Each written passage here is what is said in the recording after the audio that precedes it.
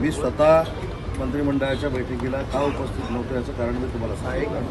शंभूराज देसाई साहेब का उपस्थित नव्हते याचं कारण सांगितलं. राठोड साहेब का उपस्थित नव्हते याचं कारण सांगितलं. योगेश कदम का उपस्थित नव्हते याचं कारण सांगितलं. आणि माझं रायगड बंगल्यावर येण्याचं कारण देखील तुम्हाला सांगितलेलं आहे. त्याच्यामुळं काही सूत्रांकडून येणारी माहिती ही चुकीची देखील असू शकते.